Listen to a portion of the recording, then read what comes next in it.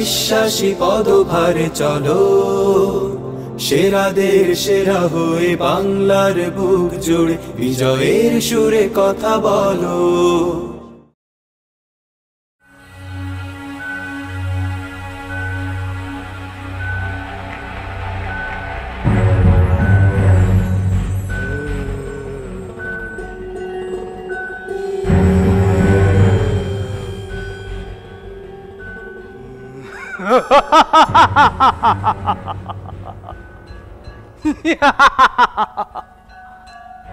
আমি আমি ইবলিস।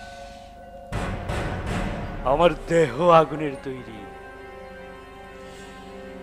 মহান আল্লাহ রব্বুল আলামিনের সবচেয়ে কাছের একজন ইবাদতকারী ছিলাম। এই আসমান, এই জমিন, এমন কোনো জায়গা নেই যেখানে আমি সিজদা করিনি। কিন্তু এই আদম,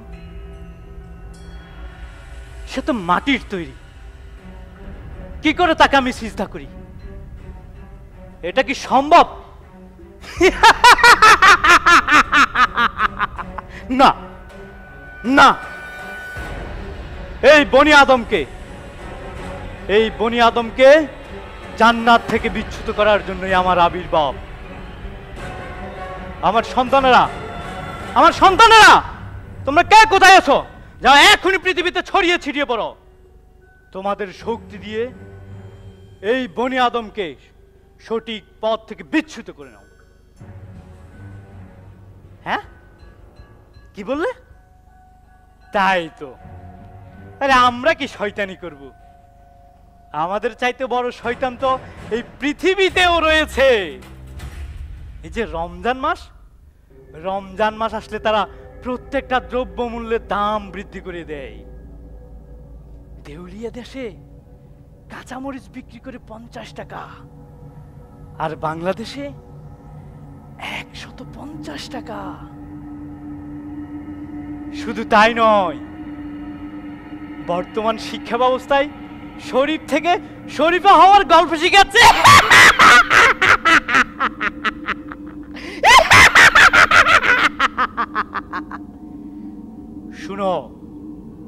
শুনো হে আমার বৎসরা, এই মুমিনদেরকে অসৎ পথে আনার জন্য সবার আগে ইন্টারনেটে খারাপ ফিচারগুলো দেখাবে, শয়তানি প্ররোচনা দিবে, যাতে করে সে ধীরে ধীরে সঠিক পথ থেকে সরে যায়।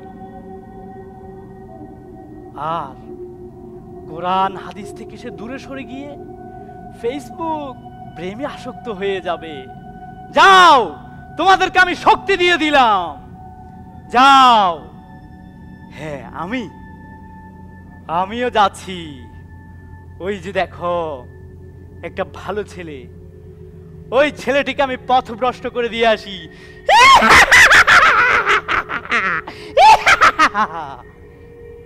এই বনি আদম, কি ঘুম আসছে?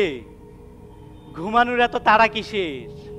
আরে তোমার মোবাইল ফোনটা নাও, এই যে নাও, ফেসবুকে ঢুকো, স্ক্রল করো। আরে দেখো কত সুন্দর একটা মেয়ে, আরে ওকে ফ্রেন্ড রিকোয়েস্ট পাঠাও। হ্যাঁ, এই তো। আচ্ছা, ওকে একটা মেসেজ করো, হাই কেমন আছো, কি করো, চালিয়ে যাও। এই তো বনি আদম, তুমি আমার কাছে ভস হয়ে গিয়েছ। তোমাকে আমি ভস করে ফেলেছি। কি বনি আদম, ঘুম আসছে? ঠিক আছে, রাত এখন 3টা বাজছে, তুমি এবার ঘুমাও। আমি আমার প্রথম কাজে সফল হয়ে গেছি। মুয়াজ্জিন আযান দিচ্ছে।